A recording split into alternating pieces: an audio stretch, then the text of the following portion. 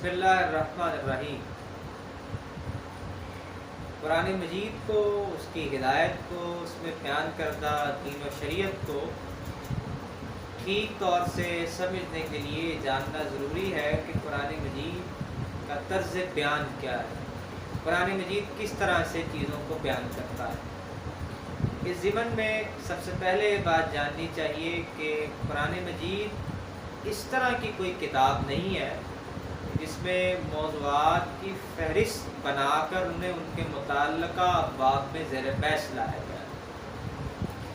یعنی ایسا نہیں ہے کہ آپ کو قرآن مجید میں توحید کا ایک چیپٹر مل جائے گا، آخرت کا ایک باب مل جائے گا، اسی طریقے سے دین و شریعت کے عنوان سے کوئی باب قائم کیا گیا ہوگا اس میں الگ سے، ایسا نہیں ہے۔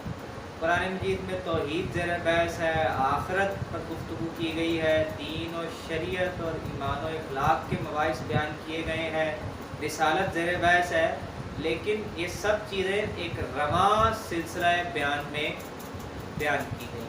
ایک چلتا ہوا سلسلہ بیان ہے جس میں کہیں توحید زیر بحث آ جاتی ہے، کہیں آخرت پر گفتگو کر لی جاتی ہے، کہیں رسالت زیر بحث آ جاتی ہے، کہیں دین و شریعت اور ایمان و اخلاق کے حقائق بیان کیے جا رہے ہوتے ہیں۔ تو اس طریقے سے ایک رواں سلسلہ بیان میں آپ دیکھیں گے قرآن مجید میں چیزیں بیان کی۔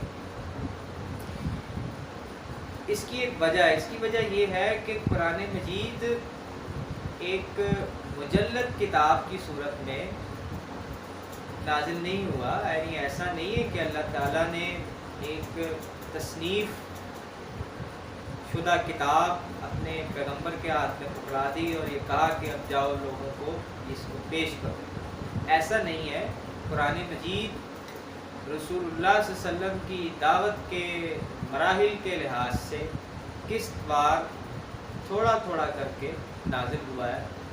آپ اپنی قوم کو دعوت دے رہے ہیں، اپنی قوم کو انذار کر رہے ہیں، آپ کی قوم کے ساتھ آپ کا مکالمہ ہو رہا ہے، آپ کی قوم آپ کی مخاطب ہے۔ جو آپ اپنی قوم کو دعوت دے رہے ہیں، اس دعوت اور اس دعوت کے مراحل کے لحاظ سے جتنی ضرورت ہے اللہ تعالیٰ اپنا قرآن نازل کر رہے ہیں، اور اس قرآن کے ذریعے پھر اپنی قوم کا انذار کر رہے ہیں۔ انذار کا مطلب یہ خبردار کر رہے ہیں، آگاہ و بیدار کر رہے ہیں قیامت کے بارے میں، آخرت کے بارے میں۔ تو قرآن مجید اس طریقے سے نازل ہوا ہے، اور یہی وجہ ہے کہ قرآن مجید جب سارا نازل ہو گیا تو پھر اس کو بعد میں کمپائل کر لیا گیا۔ رسول اللہ صلی اللہ علیہ وسلم کی حیات ہی میں سارا کام ہوا، اور جو جو اس کا حصہ نازل ہو چکا تھا اس کو ارینج کر لیا گیا، اس کو کمپائل کر لیا گیا، اور یہ پھر ایک کتابی صورت میں ہمارے سامنے آ گیا۔ قرآن مجید میں یہی وجہ ہے کہ یہ جو مباحث ہیں، یہ موضوعات ہیں توحید پر اور دین و شریعت کے مباحث، اور اسی طریقے سے آخرت، اور اسی طریقے سے اور بھی جو مباحث ہیں وہ رینڈملی اس طریقے سے بیان ہوئے ہیں۔ رینڈملی سے میری مراد یہ نہیں کہ قرآن میں کوئی ترتیب نہیں ہے۔ قرآن مجید کے مباحث باہم دگر مربوط ہیں، لیکن اس طریقے سے اس میں چیپٹرائزیشن نہیں ہے جیسے کہ عام طور پہ ہم دنیوی کتابوں میں دیکھتے ہیں کہ پہلے فہرست ہوتی ہے، اس کے بعد چیپٹرز آ جاتے ہیں۔ ایسا نہیں۔ تو قرآن مجید کو اسی پہلو اور اسی زاویے سے پڑھنا چاہیے کہ ایک پیغمبر ہے، خدا کا آخری پیغمبر ہے، وہ کھڑا اپنی قوم سے مخاطب ہے، اپنی قوم کو دعوت دے رہا ہے، حق کی دعوت دے رہا ہے، انذار کر رہا ہے۔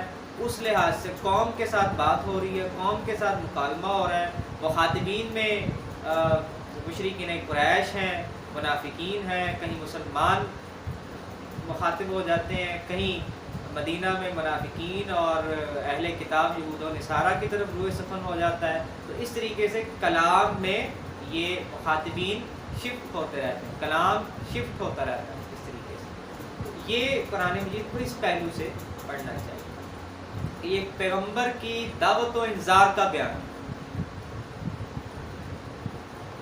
دوسری بات قرآن مجید کے بارے میں اس کے طرز بیان کے حوالے سے یہ جاننی چاہیے کہ قرآن مجید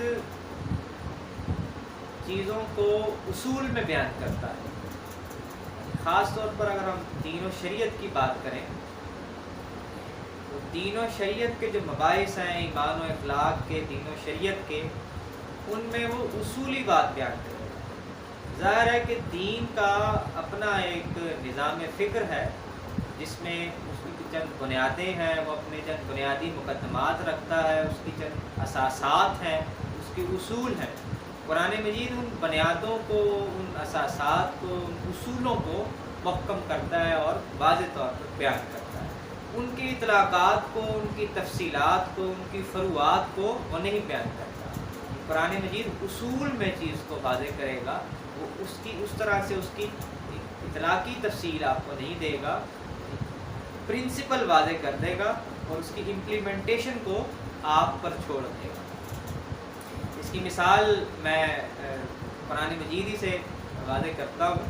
مثال کے طور پہ دیکھیے کہ کھانے پینے کی چیزیں ہیں جو شریعت کا موضوع ہے، ان میں سے کون سی حلال ہے، کون سی حرام ہے، اس میں قرآن مجید ایک اصولی بات کرتا ہے کہ احل لکم الطیبات، کہ تمہارے لیے پاکیزہ چیزیں حلال کی ہیں، بس اتنی بات ہے۔ یہ اصول میں بات بیان کر دیتا ہے اور پھر اس کا اطلاق پھر ہم جب کریں گے، امپلیمنٹ کریں گے، دیکھیں گے کیا کیا چیزیں پاکیزہ ہیں اور کیا چیزیں پاکیزہ نہیں ہیں۔ اس اصول کی روشنی میں تمام پاکیزہ چیزیں جائز ہوں گی اور تمام خبائث ممنوع قرار پائیں گے۔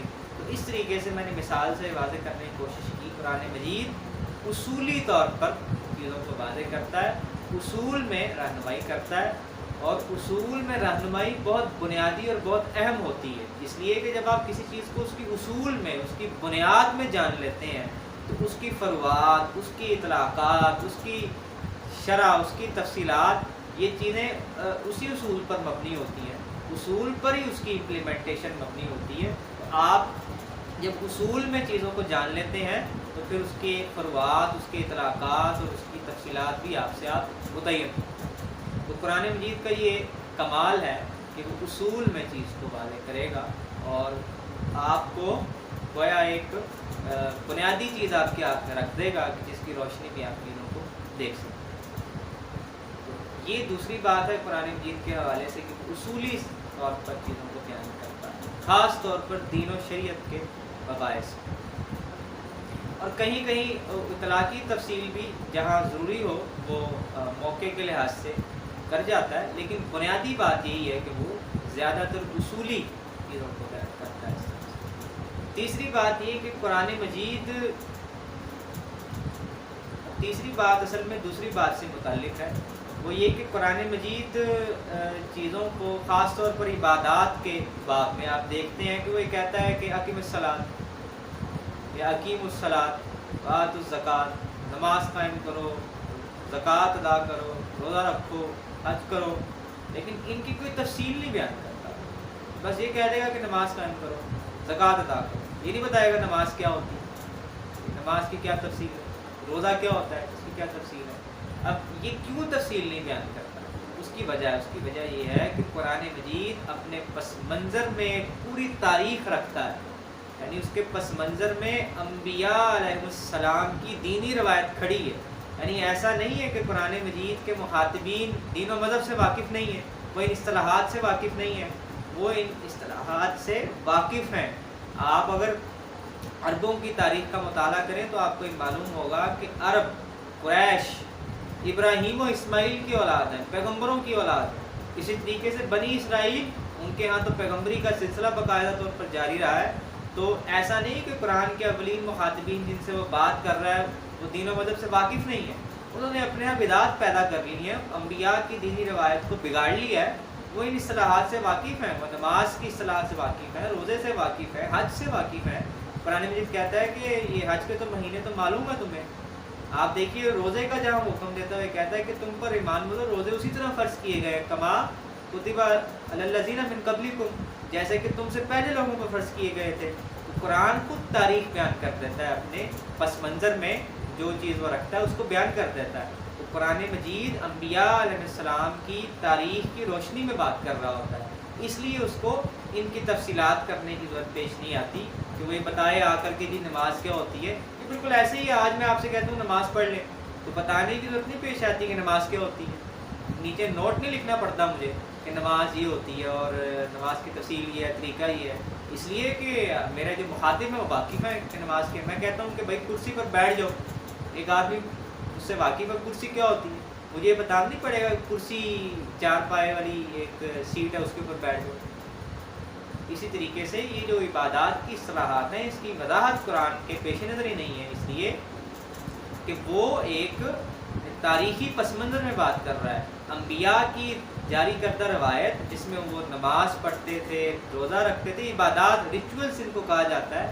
اور رسوم و آداب کی نوعیت کی چیزیں یہ پیغمبروں کی سنت کی حیثیت سے جاری رہی ہیں، اور رسول اللہ صلی اللہ علیہ وسلم نے بھی اس کی سینکشن کے بعد، اس کی اصلاح و تجدید کے بعد اس کو اپنی سینکشن سے جاری کر دیا۔ اور یہ اس طریقے سے قرآن مجید کو ہم دیکھیں گے۔ قرآن مجید میں سے بلا وجہ ہم ان چیزوں کی تفصیلات نکالنے کے در پہ نہیں ہوں گے، اس لیے کہ اس کو موضوع نہیں ہے، اور اس کے مخاطبین جن سے وہ بات کر رہا ہے واقف ہیں، اچھی طرح سے واقف ہیں، ان کے لیے معروف چیزیں معلوم و معروف ہیں، زکوٰۃ سے، نماز سے، روزے سے، ان سب اصطلاحات سے، حج سے۔